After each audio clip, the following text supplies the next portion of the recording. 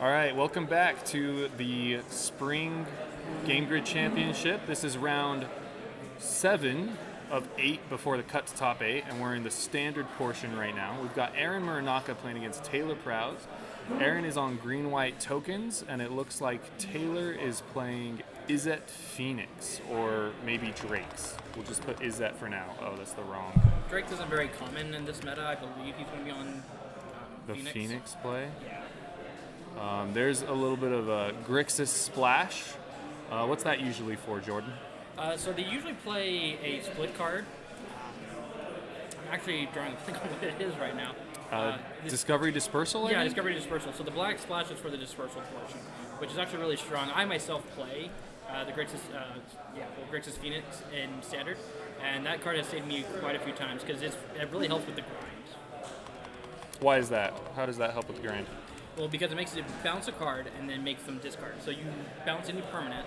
So most of the time when there's a Teferi you can't answer, or there's something that's really like gay. I once had someone play Eldest Reborn against me, and I was able to. I drew it, bounced it, had him discard it before he could get to Chapter 3, and I was able to win the game because of that. It's very Else he would nice. have gotten back his Teferi, and I would have just lost. So, first couple turns haven't been super exciting. Aaron has played a couple creatures. Looks like he had a Saproly Migration to get out a couple of tokens, and then he followed it up with a, what's the name? Incubation Druid to produce a little mana and maybe grow later on. Taylor, meanwhile, has been cantripping, sculpting his hand, and what do you think Taylor's looking for as he casts all these draws cards? The thing that makes the Grixis Phoenix list super good is having a 1 mana reducer. So in his deck, he'll be playing 4 Goblin Electromancers. And this deck is so explosive when you have that, so I believe he's just cantripping, looking for that as fast as he can. Without it, you're not really getting back your Phoenixes until turn 6 at least, which isn't very impressive. Still good, but not as busted as we can see in Standard or Modern. Yeah. I'm not sure we watched any Phoenix decks in Modern earlier today, but So many Modern. the card actually is definitely powerful. As we see, Taylor plays a Lava Coil on the Incubation Druid before it can, adapt. Yep. Which is really good because it's a good thing he did that because look, he just cast himself a March of the Multitudes, which I don't know how he beats game 1 with. He doesn't have any main deck sweepers. Creates a lot of life-linking tokens. How many is that? 4 of them? Yeah. So here's more cantripping. So I'm pretty sure Taylor has played 1 card that does not draw cards. And then we see a Phoenix in hand, and Which he can get back this round. yeah, first he's going to draw some more cards, but he can discard his Phoenix to that Radical Idea that he just played. Yeah, looks like that will be the play. But if you saw in his hand, he also has Nib Mizzet, which is fantastic for this matchup. Yeah, especially with so many cheap cantrips that he can play. So he'll be bringing back at the beginning of combat Phoenix. Arclight Phoenix is a little interesting compared to the other recurring Phoenixes we've seen throughout the game's history because Arclight Phoenix does not have to attack, but it looks like Taylor's choosing to do so anyway, even in the face of a bunch of lifelink on the other side. That's a good call.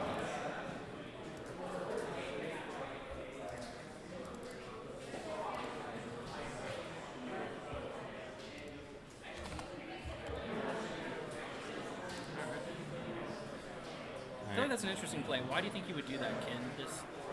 Shouldn't he be like on defense right now with his opponent having so many tokens? I'm not sure. Maybe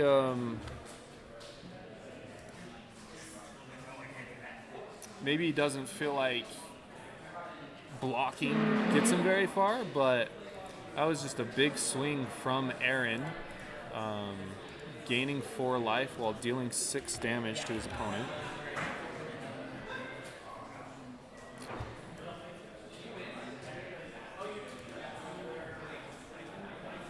Well, I mean, if he can untap with his Nib Mizzet, the game might be over. But if you looked in Aaron's hand, he has a really nasty Pump Spell card in hand. That's just good. Yep, and he just slams it There down. it is. He plays No fear. Flourish, half of the split card Flower Flourish.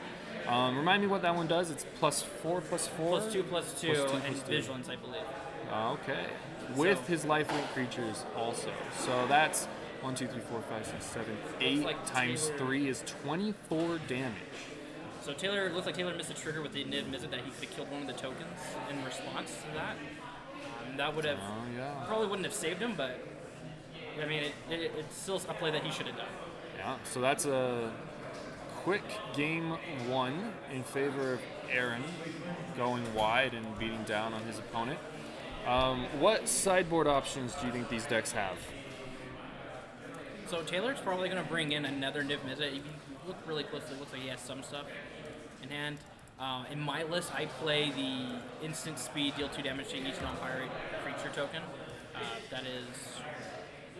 I can't... I'm dropping... Fiery Cannonade, I believe. Fiery Cannonade. That's why you're in the booth. Yeah, Fire Cannonade. So he's definitely going to bring those in. I myself play 2 copies of that. I would try to bring it... See, that's my favorite card right there. The Mystic. Every time you cast an instant or sorcery card, you get a 1/1 bird token. Helps him go wide. Murmuring Mystic. Murmuring Mystic. Yeah, that'll be really helpful at blocking and trading with all of these little tokens that Aaron's bringing on his side. What about Aaron? What can he bring in to fight against the Grixis Phoenix list? I think he's going to want to get some stuff that exiles the Phoenixes and that Niv Mizzet. That Niv Mizzet is just game breaking. So he'll probably try to bring in some sort of enchantments that will just exile it so it doesn't trigger it. I'm not sure what he's running in the main board, so I'm not entirely sure what he'll bring in this sideboard. So, I'm not 100% sure on these players' records. This is table 5. The 5th matchup, where table 1's what we've been watching up to this point, the people who have the best records and are paired against each other throughout the game. But now we've dropped down to the lower tables to see, theoretically, these people should be, I believe, 4 and 2, so kind of fighting for their top 8 lives right now. And so I believe whoever wins this will get to move on and still have a chance at top 8, while the other player will just be playing for probably top 16 and whatever prizes they can get from that point. So, The prizes that they're hosting here is no joke. yeah, Game Grid's no joke. They take it seriously, and they are excited to provide a very interesting and rewarding culture and events for the players and the community here in Utah. And so, yeah, they're not messing around. Yeah, everyone on the staff has been more than willing to help out. And all you had to do to qualify for this event, one of the easiest ways, I think, and a unique way, is you just had to play 24 official events with Game, which to me is incredible. That's how I qualified. I was able to get my 25th event the day before. I had to play 2 more events, but yeah. There you go. So, Obviously, I didn't do very well. That's why I'm commenting in the booth. but there's also 2 large tournaments that kind of went on concurrent with this one. And so Jordan got to play in the standard event and get the top 4, where then they all decided to call each other winners and call it a day. Yeah, we split the prizes. Felt pretty good. I'll call it a good day.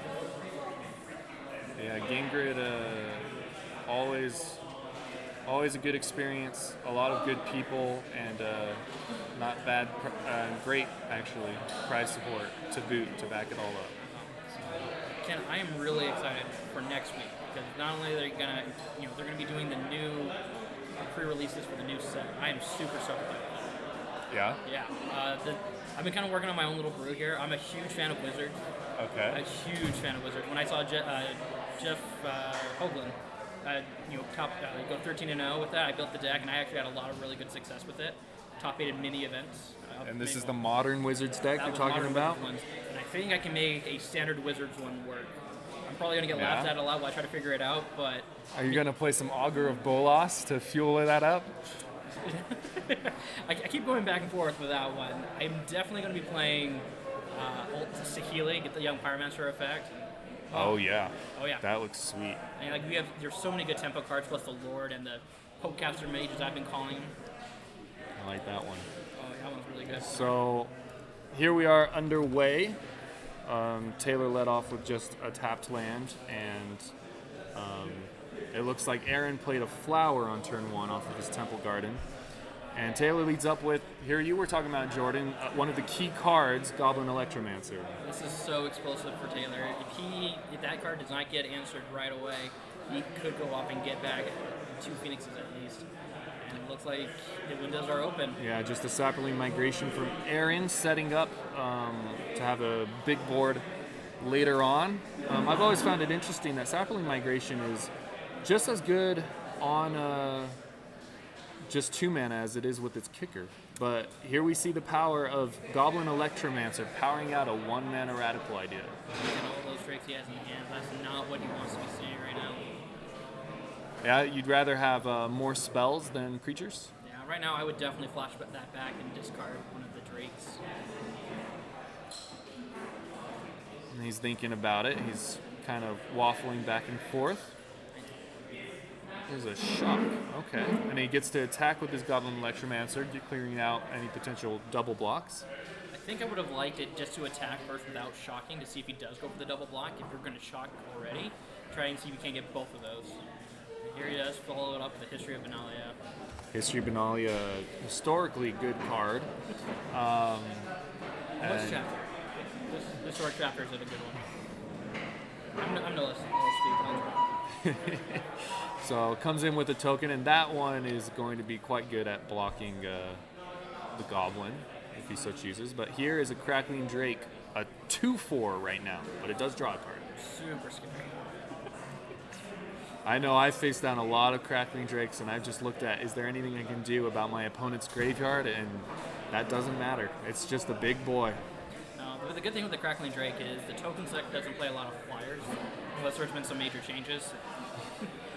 So he can go over the air and just finish him off that way, which probably is the plan. There's a second History of Benalia. That's really strong as it gets to provide extra benefit to the knights created from the first history. And another flower, it looks like. Aaron getting one more land out of his deck. He's definitely setting back up for another pump spell. Flower flourish. Did you see, does he have another one in He does hand have after one in that one he hand, yeah. cast? So next turn is going to be really, he's going to be hitting for a lot. Yeah, he gets +2/+1 from History of Benalia on his knights, and then +2/+2. Oh, and he gets to cheat out a Conclave Tribunal on the Drake. It's gonna Looks be like Taylor pretty does have a lot strong. of removal spells here, so he can start trimming down on some of those knights. Less knights means History of Benalia is not quite as strong, though it still looks really good here. So for me, I would definitely attack with the Electromancer, and then cast Charted Course and see what my options are from there. I would not cast it pre-phase. Looks like Taylor disagrees with me. Chart, of course. Discarding the Crackling Drake. That is an interesting play. Yeah, so he could have just drawn 2 cards, but instead he's decided to filter. Maybe he wants to leave back the Electromancer as a blocker. Don't feel like that's really the role of the Electromancer. Maybe he was hoping to draw a Phoenix, because now he's going off with this flurry of removal spells, clearing out all the knights, wasting the 3rd chapter on that first History of Benalia. That's not bad. Not quite. The one token that is going to have summoning sickness will get the pump. Okay, not 100%. Sending the real message.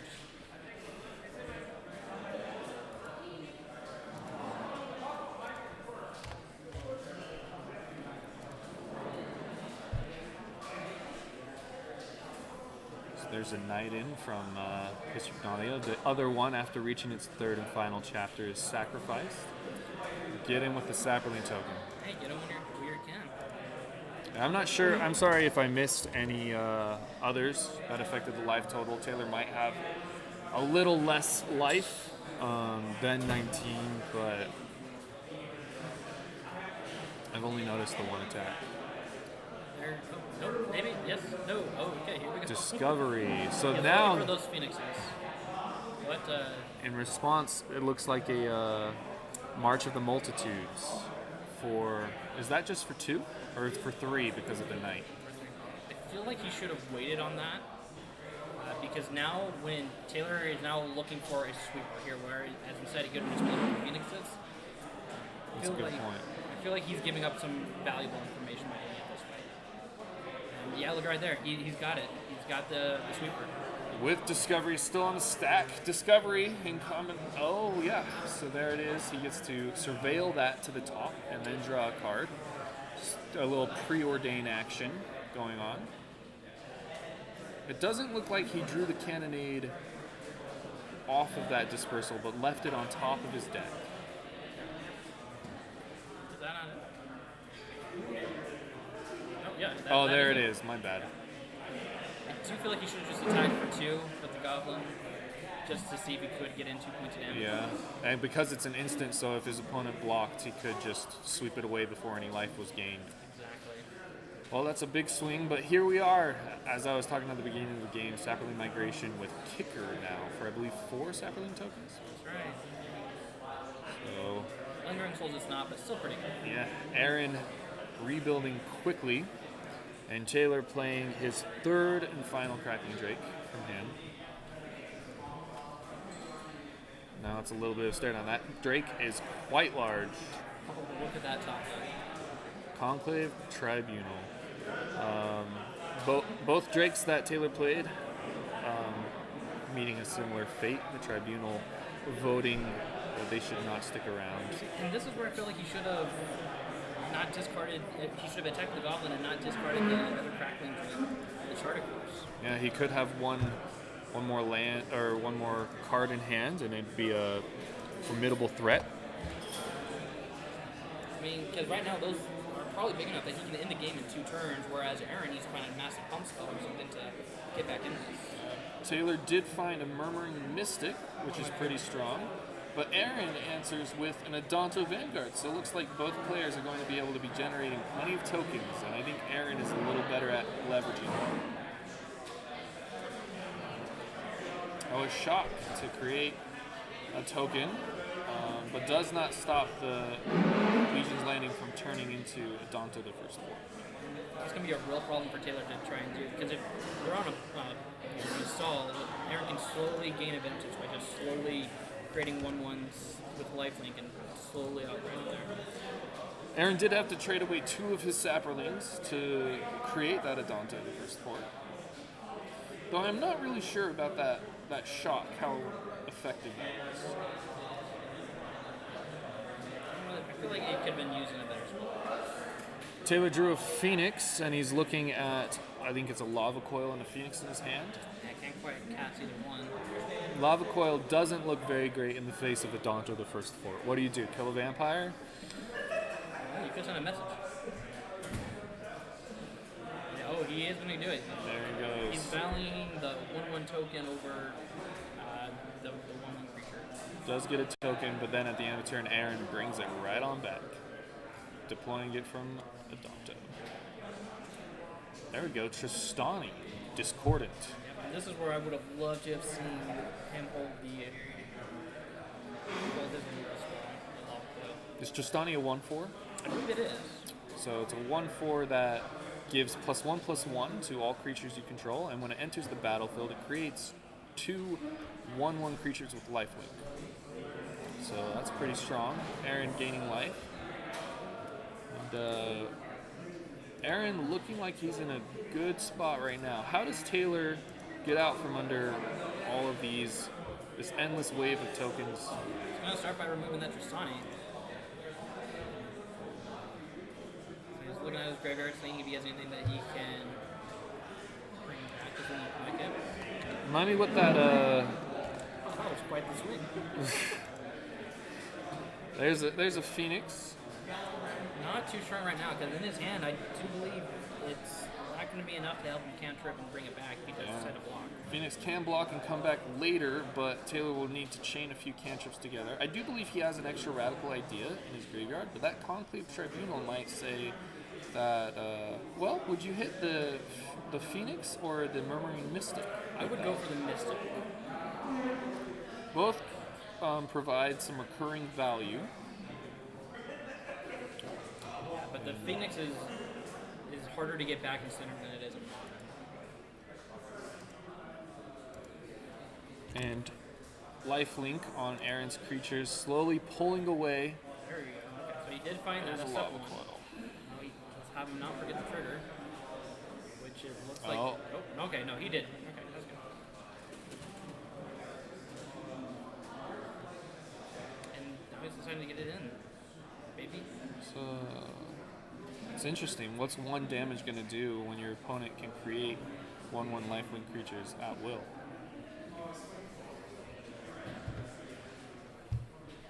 There we go. Well, the Murmuring Mystic brought Aaron down to 19, but then his 2 lifelink creatures bring him up to 20. I believe Taylor's at 10, but I'll admit I haven't done a great job at keeping track of the chip damage these tokens I've been dealing. There's a history of Benalia. That might close this game out quickly. That Conclave Tribunal. No, maybe not.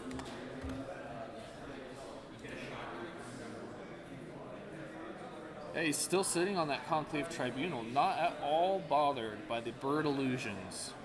No, I think he's saving it for the Niv Mizzet. It makes a lot of sense. That does not trigger Niv Mizzet's ability. Oh, and here's a Venerated Loxodon. Is that going to be making the team bigger? So this might just be a little too much.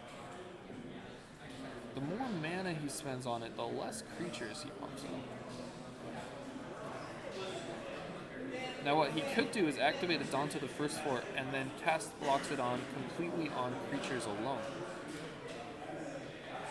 He decides to use one of his lands to do it. But those knights are going to be big after that last chapter of Benalia goes off.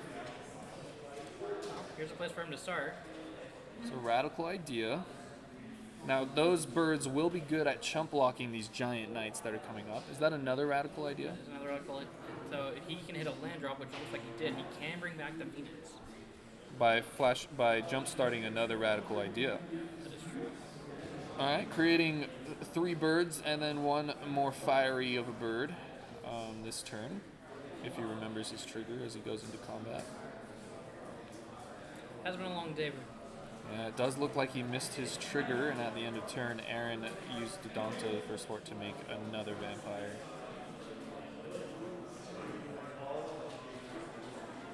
Alright, so those birds look like they'll be standing in front of the larger. We have, what are these? 5/4 knights, a 4/4 venerated Loxodon, 2 2/2 lifelinkers, and a 1/1 lifelinker.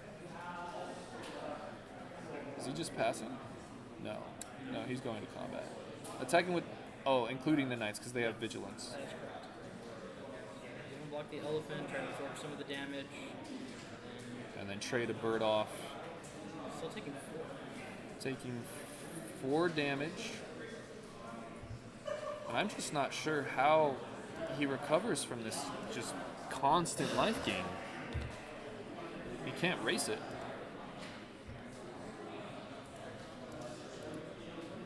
He does. Is that a. Well, that's a tormenting voice that he has in hand. Another fiery cannonade wouldn't be bad, but would still leave 3 creatures behind, plus whatever Adonto feels like contributing. But he'll draw 2 cards off of Adonto. He could find a Phoenix off of that. It looks like he can. Looks like he can get back his 3rd Phoenix. This is And not I a bad do turn. believe he has a radical idea, so he can get quite a few Phoenixes. The problem is, 3 Phoenixes coming to play is 9 damage off the bat, but his opponent's at 25. Taylor does have 3 cards in hand, so he can start preparing more for a later game. So he can find a Niv Mizzet and close down the game. So It might be the game. these Phoenixes might not be bad at blocking. We'll see. That's a lot of birds standing in front of a lot of vampires, soldiers, and knights. Then what is the venerated Loxodon? Is it an elephant cleric? Is that? Or I guess it'd be a Loxodon is the creature type. Is Loxodon a creature type? That's a good question. Elephants Asking have the more real questions over here.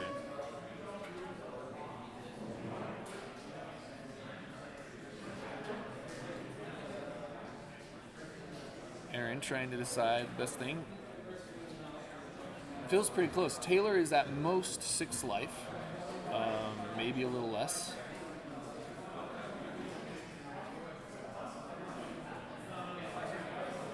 And Venerated Loxodon is indeed an Elephant Cleric.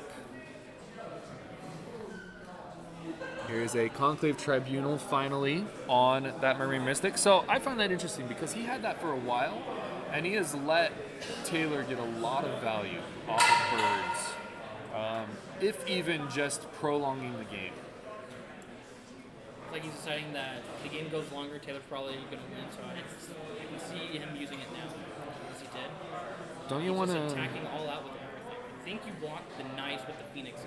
Yeah, they can trade 1-for-1, whereas they can also trade 1-for-1 with the 2/2s, but that's a little less impressive. Interesting choice on blocks to... 6 life, and I'm not sure. It looks like maybe 1 vampire got through to put Taylor to 5. Is that right?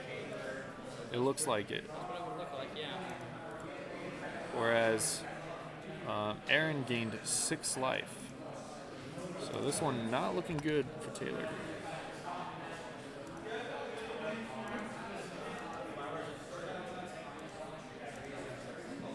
And there's a Goblin Electromancer. But there's a radical idea. Let's see what we can chain together to maybe bring these Phoenixes we lost back. But I see a lot of lands. How many jumpstart cards do we have in the graveyard? That's 2 spells, and it looks like an opt. So it looks like we will be able to bring back the Phoenixes we lost. And maybe these Phoenixes can fight off this Adonta the First Lord and really... But I really do think that Marine Mystic prolonged this game much longer than Aaron needed to let it go.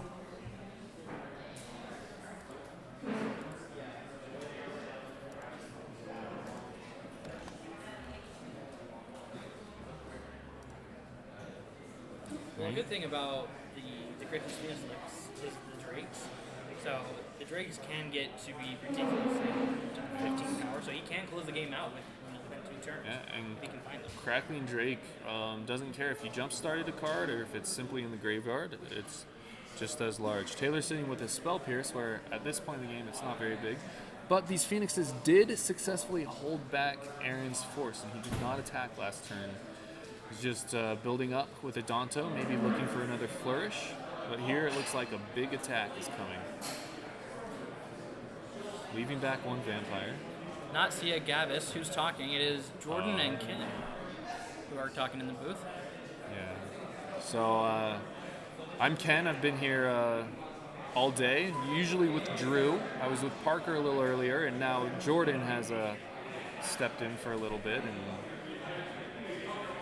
thank you guys for watching the stream. We hope you've been enjoying it. We've been having a great time watching and playing Magic today, and enjoying the environment here at Game Grid. So it looks like... Hey, what's up? Looks like a large well, the Venerated Loxodon is just as big as it always is, but pumping up the team and putting those Knights out of Phoenix range. Savage Easton. Do you know Easton? I feel like I have to say yes. Easton knows you. Easton definitely knows me. Let's just hope he doesn't know my address. Here comes a big attack. And now, because the Phoenixes did not trade for those Knights earlier, they're now out of range.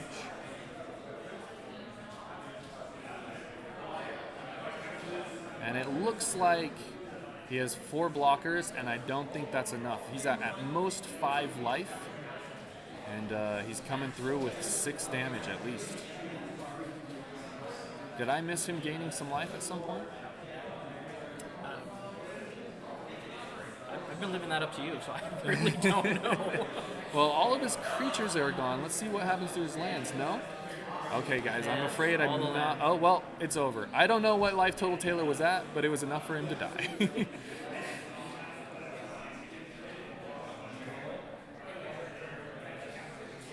Actually, I'm going to be heading out here in just a bit. Actually, I have my own family event. So my sister just got done with her baby shower, and so the family's going to go out and eat some food. So with that, Ken, thank you so much for letting me commentate. It was actually a lot of fun. And I will see you later. Appreciate it, and thank you guys. So that's later, that match. Savage. Aaron takes it 2-0, and we'll be back with the final round of standard. And thank you. Jordan already left, but I'll send him your congratulations. How do you pronounce that? Not say Gavis, or do you just pronounce it Savage Easton?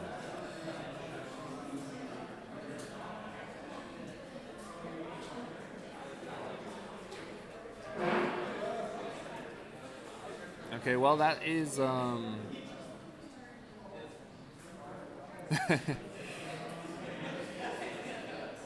So that is the second to last round of Swiss we have here. The third round of standard. Not say Egevas. Okay. Kind of makes me think of Luis Scott Vargas. So it's good company to be in, at least name-wise, right? So yeah, we will return soon with the final round of Swiss, and then we'll let you know who our top 8 is. Thank you, everyone.